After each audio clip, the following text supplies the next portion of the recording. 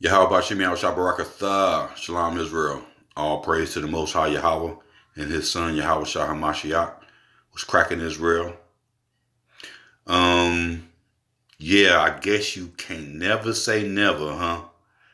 Yes, I'm back on this specific channel, y'all, because YouTube got on me again for blazing on the 2%. The L, and I'll end it with a P. I can't even say the whole thing no more because they have banned me again for blazing on them yesterday. It took less than a week for my original channel to be shut down because you don't have freedom of speech, y'all. Trust me, freedom of speech, the First Amendment do not exist in America. They're about to shut that down too in a minute. But hey, it is what it is. I'm gonna keep on reporting stories about you so-called white people trying to destroy black people, and I'll just keep on creating channels. And hopefully, my followers, my subscribers, will constantly just look and find me because I'm not going to stop YouTube. I'm not going to stop Google for you trying to destroy our children with the 2% promoting them. Again, I can't say specifically all the letters in there, so I'll just start with the L and it ends with the P. Y'all put the letters in between. They walking all through your hood right now. They all flamboyant, buoyant, all on TV, about to be on Sesame Street. Yeah, those are 2%. So whenever I say 2% in the future, you know who I'm talking about. Because YouTube is cracking down and protecting them. They're not going to protect black people. You can talk about black people all day on here. You can call them bitches, hoes, niggas ain't shit, Salakia. You could do all that. And they will not touch your video. But you talk about that 2%, you finished. Main story. Chuck D has fired Flavor Flav, y'all, because of Bernie Sanders. So now we have Chuck D. Before we had Big Daddy Kane, Rakim, a few other people, KRS-One. Now you got Chuck D. All these niggas that was prominent in the 80s rap game. Because I was promoting them, distributing their records in the thousands. And definitely promoting them. And they all goddamn sellouts. So Chuck D has fired Flavor Flav. That is disgusting. You might as well just go solo Chuck D and fire Professor Grip too. You did it once before. Why not do it again? This is sickening, y'all. This is nothing but the white man's usual devices, man. This is his usual device to separate. To separate. He did it with all the R&B groups in the past. Did it with all the R&B groups, meaning that you took out that lead singer and you broke up the group. Let's read some of the story because it's disgusting. It is very disgusting to see this happening over a white man. Public Enemy has fired founder member. It should say founding member. Founder member Flavor Flav following a dispute over the group performing at a Bernie Sanders rally, bringing to an end one of the most colorful partnerships in rap history. A statement said the group would be moving forward without Flavor Flav. We thank him for his years of service and wish him well. You are a disgusting man, Chuck D, for doing this. Because Flavor Flav said, do not use Public Enemy's name up there. I am not supporting them. Professor Griff didn't say nothing about supporting Bernie Sanders. So I understood when Flavor Flav was saying that, man. I agree. And he said, don't do it, man. And he had to file papers to protect his interests in the group.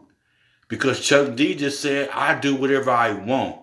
I'm getting that bag because Bernie Sanders is going to pay me very well.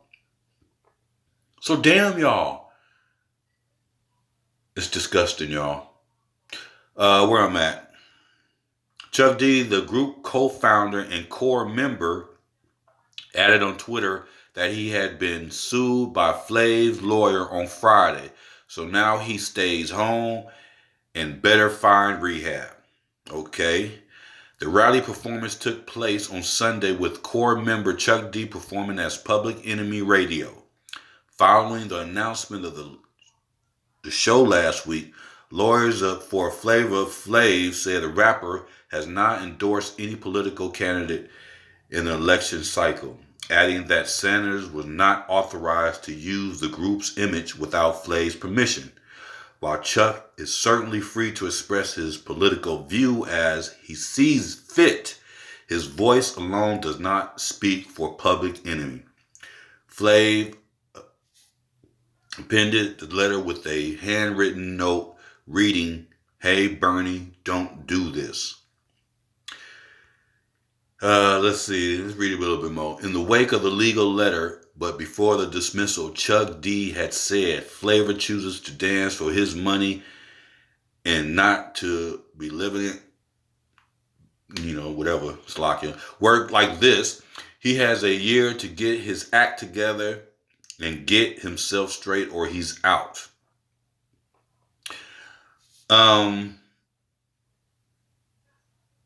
Matter of fact, I'm gonna have to be neutral on this a little bit. I'm gonna have to really check myself on this. I'm still, disagreeing on Chuck D getting rid of Flavor Flav, but I'm gonna have to back up a little bit and say, Flav, you did go out there and act stupid on Flavor of Love and other shows, but I would kind of have to say that he never used the Public Enemy as the main focus on him. There's always been Flavor Flav. There's never been Flavor Flav or Public Enemy's Flavor Flav. So I don't know. But the point is, goddammit, a so-called white man got in between. And let's see how it happened 30 years ago, y'all. Let's see how it happened 30 years ago. Let me get there.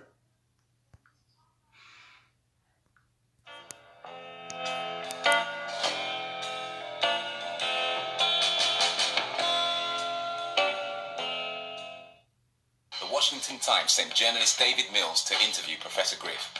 A number of topics were discussed, but when the article was published, all the attention focused on one sentence. Griff reportedly told Mills, "Jews are responsible for the majority of wickedness that goes on across the globe." With the media scrutinizing their every move, it was a PR disaster. The resulting fallout threatened to end Public Enemy's career. It wasn't the first time Griff had brought up contentious issues in the press. The band often discussed ideas about how to regain a consciousness for African Americans, and this often spilled over into the black community's relationship with other ethnic groups. But this quote was indefensible. Did he really say those words, or were they taken out of context? The way it was kind of put out there was definitely not my sentiment. Never had this hatred for Jewish people. Never had this hatred for white people like they say. I just finished reading The Secret Relationship Between Blacks and Jews, which was given to me by somebody in Public Enemy. This conversation was going on all the time about the control and who owns these companies and why all this group of people always doing this and controlling that and having this kind of influence. And that talk went on all the time, every day. And that bit of information that I put in that particular interview with David Mills was given to me by somebody in the group. But why am I taking the heat for it? Whether Griff's words were reported correctly or not, the resulting media storm required swift action from the band's leader, Chuck D. I remember being around at that time, and how tough that decision was for Chuck. It was difficult. I mean, think about it. They were the biggest rap group and one of the biggest pop groups in the world. They had to kick them out, and you're told you got to get rid of one of your best friends out of the band because of his anti-Semitism. Can't speak out. You know, men will be men. Let's just, you know, it'll wash away. It not wash away. Def Jam's publicist Bill Adler refused to work with the group, and criticism from the world's media continued to build. Public Enemy's mission to change the consciousness of a generation was about to be wrecked by one interview. Chuck had to act to save his group. He released a statement, apologized, and sacked Griff. Did I get thrown under the bus by organizations, by people in the group? Yeah, I did. Did it have to happen that way? No. So Griff started to do an interview with David Mills, a black guy, and they're talking about, you know, he brings up the issue of what's going on based on the Israel-Palestine day, and they start talking about these areas of conflict, but also what had happened in the music business and how black people are still like kind of ass down, and how also other people and also Jewish people happen to be running the music business. And what's up with the equitable shake here and the emergence of even hip-hop? Where's the equality here? Well, David Mills they got into some discussion that took a wrong path, especially when David Mills' girlfriend was white and Jewish, came into the room, and she started like, was white and Jewish, came into the room, and she started like, that was his girlfriend. Stopping it right there, because you heard that. Having a normal black conversation about black folks' struggle, a white person come in the room, say what they have to say, and destroys everything. It's no different what Bernie Sanders is doing right now. And Chuck D allowed it to happen again. So we got Chuck D, we got Rakim, we got Big Daddy Kane, we got KRS-One in the past year or two not protecting black folks, specifically protecting hip-hop, which is a black thing. You let the white man come in between again, Chuck D, to the point that you fired Flavor Flav, the other half voice of public enemy. I can understand if the man was deceased and you had to do it alone, but you fired Flavor Flav because of his political views, saying, please don't use Public Enemy to support this white man that's not going to do nothing for us, Chuck D. But you took that bag, Chuck D, and said, I'd rather take that bag than keep my fellow member who I haven't had since 1985, and even before that, on radio at their college. I forgot what college they went to.